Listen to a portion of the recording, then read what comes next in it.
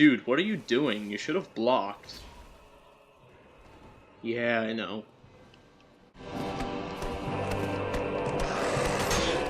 You know, I don't understand why everyone likes this game. I mean, objectively, it's just a flawed and kinda shit game. And if you ask me, I think Minecraft succeeds at everything it tries to do. You know what? Why don't you shut up, or get out of my house? How about that?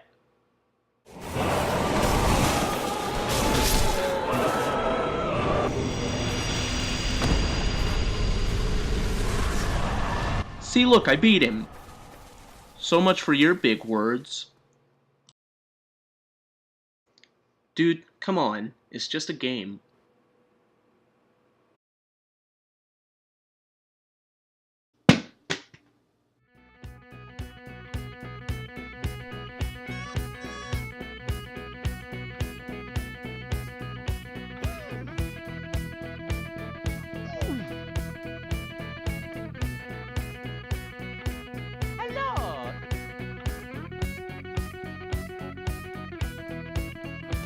Hello everyone, and I have a question for you today. Have you ever played a game that was special to you in some way? Maybe something about the art style, the lore, the music, everything that makes an enjoyable experience, the gameplay, made you spend a lot of time on it. Maybe you thought about it all the time. Maybe it came to borderline obsession. Well, the closest thing for me to this was the Dark Souls series. And I have put so much time into these games that I only think it's right to repay how much I love these games, to talk about them, and share with you everything I like and a couple things I dislike about the series. But, without a further ado, let's delve into the first in the series, Dark Souls 1. For anyone new to the series, Dark Souls came out in 2011 and was produced by From Software. What a fewer amount of you may know is that even though Demon Souls, which came out only a couple years before, was made by the same company and shares a similar name, they don't share the same story. There are Demon Souls references in Dark Souls 1, but they're not part of the same timeline. So I restart the game and I make a warrior character and I name him Assface. 'Cause why not? Now's a good time to talk about the starting classes, and this applies to all of the Souls games. All of the classes start off with different stat layouts and equipment. However, whatever you start off with as a given class does not stop you from using any other item in the game. This means that you could start off as, say, a warrior, but still obtain spells. This is a great feature. It lets you build any character you want to, and it really pays ode to the amount of diversity there is in this game. However, when it comes to a starting item, just go with the Master Key. Like, seriously, there's nothing else that even compares. It's just not worth it. So we start the game and are greeted by this opening cutscene, and it looks really good, especially for a game from 2011. Even though this opening is pretty, this is almost the only direction you're given the entire game, and it still isn't even really direction. Needless to say, I think this adds a lot to the Dark Souls experience. Reason being that a lot of the game's unique charm comes from figuring out where to go, and the adventure feels way better because of it.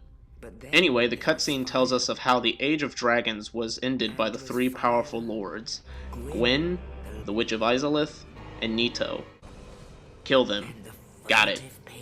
It also introduces the Undead Curse, which is a rather important game mechanic, but I'll get back on that.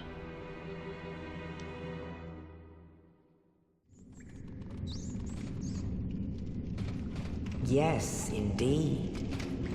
The dark sign brands the undead.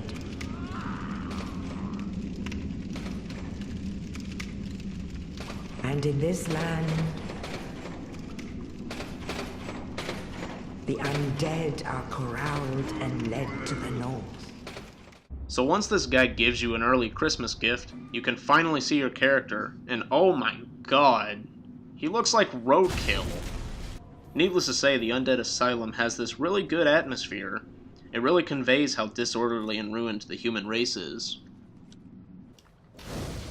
So you come across the first bonfire in the game, and we're not going to touch on these quite yet. Reason being is that while bonfires are unrivaled with their importance, the first two are severely limited. You can't even level up at them. So anyway, getting back on track, we somehow open this door with our bare fists, and as you may have guessed, with the tendency of Dark Souls, it's a trap. If you're like me the first time you ever played the game, you were probably thinking something on the lines of, I'm supposed to fight this fat ass with my bare fists? But no. Observing your surroundings, which is something that is a common theme in Dark Souls, shows that you can skip the Melissa Carthy demon for now. You'll see this sort of stuff a lot in this game. This is the sort of game that greatly rewards you for actually paying attention to what's around you. After getting your starting equipment, you come across this guy, and he was the one that gave you the present before. He was originally going to be in the majority of the game, and now he's dying right as we meet him. Poor bastard. Even though he bites the dust, he gives you the Estus Flask, which is how you heal without spells. Upon making your way farther into the asylum, you come across the asylum demon again. This time, however, you have the upper ground, and you're in the perfect position to do a plunging attack. People who say this game is unfair are either filthy fucking casuals and have never touched a controller, or they've never even played the game. Literally the first boss in the entire game, and they give you the chance to do like half of his health in one hit. How is that not fair? It's completely fair. It's unfair to the boss. To the best of my knowledge, the control scheme Dark Souls has is at the time unique to it. But if not, it's what popularized it for sure. Even though coming back from Dark Souls 3 makes this game feel a little clunky, I still think it feels really good to control. Especially once you get used to the controls, you realize how perfect they are for this game. With how tight the controls are, it makes every time you die feel like it's your fault and not because the game is pure bullshit.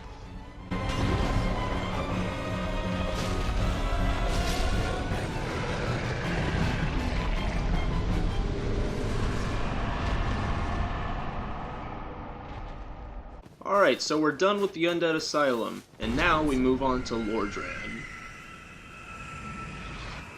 So once the giant Pookie Raven has dropped us off...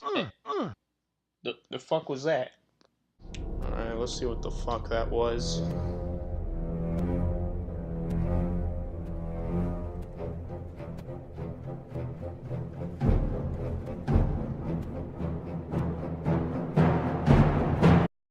Hello! Oh hey Pookie, I kinda forgot I owned you and things. Don't worry, I still love you though. Don't take it personally or anything. Good. Now put me down. How about instead of that, you come help me review this game. It's called Dark Souls. I play it all the time because I'm a fucking retard. I hate myself. Wait. Okay. Alright. Okay, so anyway, back to the game. Dude, listen, I am made of cocaine. Make a line, bro. What? Bruh, you heard me. I said, make a line. Okay.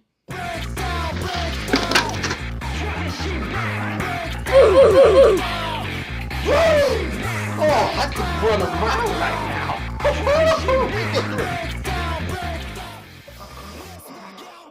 Oh, I'm so fucked right now.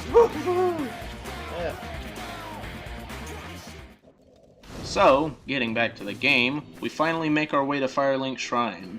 This area is iconic to all of gaming, and for good reason too. The calming music, the grass, the trees and broken shrine, the people who come and go, the secrets and hidden items, and the interconnected world.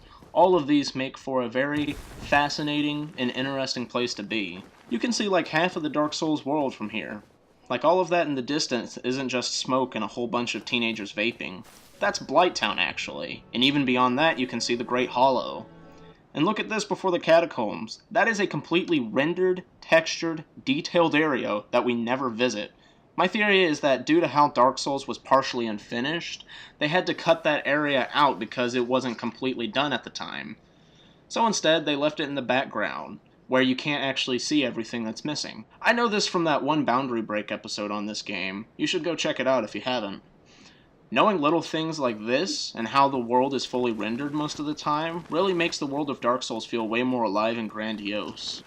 Going back to what I said about the interconnected world of this game, you get to experience that as early as Firelink itself. From here you can go in 3 different directions, up to the Undead Burg, down to the New Londo Ruins, or back to the cemetery which leads to the catacombs. The game is naturally paced for you to head to the Undead Burg, but any adept player is comfortable going any route. What's funny, actually, is that back in the day when I used to try to get all my friends into the game, more than half of them quit. Well, you may be wondering why. And the reason is because they thought they had to go to the graveyard first, and they didn't understand or see that you could go to Undead Burg. So they were completely new to the game, and they were probably thinking why it takes 50 hits to kill one of the skeletons. Moral of the story, don't be one of my friends. Now, I could show you the actual Burg, but instead... Okay guys, so we're here at the Undead Burg, and ignore all the cars and the normal people. This is very clearly the Undead Burg, okay? This is it. This is the real deal. And we're gonna adventure around this place, even though there's lots of hollows, so we can get good footage, because I am the news reporter. What the fuck am I even saying? That over there, that is where all the hollows go to eat. You don't want to go over there or you'll get ambushed by them all. Don't go there. Bad. This is where we will keep from getting ambushed. This is a much better place to go. Alright, so we're here just waiting on our bluttered moss clumps. We're waiting on those. Already got the Estus flask. That's the cover for it. And yeah, we just need to wait until it's done, you know. See, look, this place is so Dark Souls. They've got Dark Souls on Atari. That's what this is? Yeah, I think so. I think so. Alright, so we got our stuff. We got the Estus flask, we got the bluttered moss clump, and now we need to get out of here before some invaders start getting in here. Many invaders in the Undead Burg. Alright, so we're here farther and into the Burg. We having to go around really sneaky beaky like, and off in the distance we see the Hell-type dragon. Very menacing dragon, needs to be taken fully serious. We cannot let it even see us or we're dead. What? No, what are you talking about? I'm not on drugs. This is really the Undead Burg. Don't you believe me? But seriously though, I love this area. The look and atmosphere is great. It's super intricate and thought out, and the Tauros Demon is a pretty enjoyable early game boss fight. But do you notice anything? That's the second time we've heard that soundtrack already. Don't forget that, because it won't be the last time. After beating him, you find this bridge, and look closely. If you're paying attention, context clues show how a Hell-type dragon will light your ass on fire if you're not fast enough. You can knock off his tail for the Drake Sword, but I fucking hate that thing. I'm not even gonna bother with it. Look out there in the distance. You see that? That's the Duke's Archives. That's one of the latest parts of the game, and we can see it from even here. Pretty good foreshadowing, if I do say so myself. So you get past the dragon, and you can get back to the bonfire before by kicking down this ladder and... Are you fucking serious? Really? Looks like I'm gonna have to run through this level again.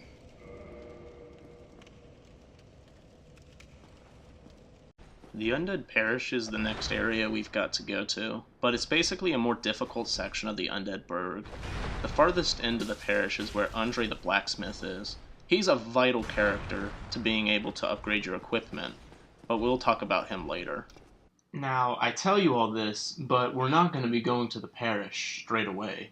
There is actually a second way you can get to the backside of the parish where Andre is, but there are many key items on the way that I will be needing for my run of this game. What is this second way, you are asking to yourself right now? That way is through the Valley of the Drakes. When you really think about it, the Valley of Drakes is a notable reason as to why this game is remembered as being so good. This game has always been renowned for its great interconnected world, and the Valley of Drakes is what every adept player will go through to get around the world fluently. Without this place, the world design wouldn't be near as great.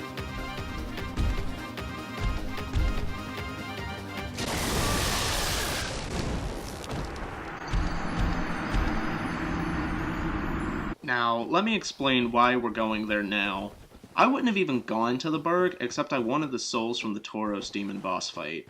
The Valley of Drakes lets us get to the Darkroot area, like I said before. Within this area, there are 3 things I want. Both the Havels and Wolf Ring, raising my equip load and poise, and I want the helmet of the Elite Knight set. And right next by is Andre himself. Mining away. Now that we've spoken to Andre, this is around the time I begin to farm. I farmed this place for a while to get souls to level up, to upgrade my armor and equipment, and after killing this behemoth of a fucking knight, we get what's usually your first Firekeeper soul. Firekeeper souls are how you upgrade your Estus to heal more, and it is so important that you do upgrade your Estus.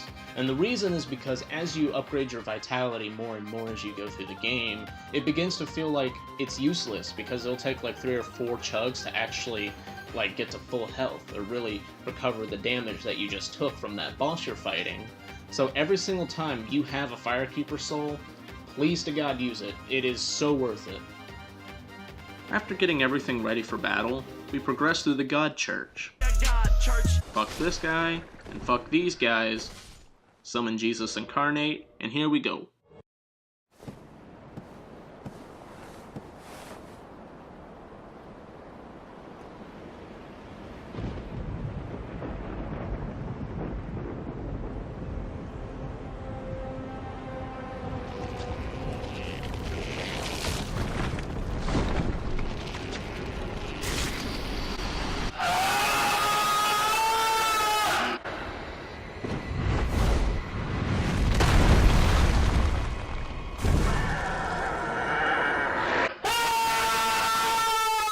This boss is the bane of new players, including me when I first ran through this game. I saw that second health bar, and I said out loud, "Oh fuck me." I like how when the second gargoyle appears, both gargoyles begin using more moves. It keeps the fight pretty fresh. The most obvious new move is that fucking fire, god damn it! But anyway, it's a fun and challenging boss, especially if you're not fully prepared. Once you beat the 2 gargoyles, you make your way up the ladder from Metal Gear Solid 3, ring the first of 2 bells of awakening, and once you've made your way back down the ladder, this weirdo shows up. And while he's useful when you betray a covenant, he is better known for giving you the best gesture in the entire game.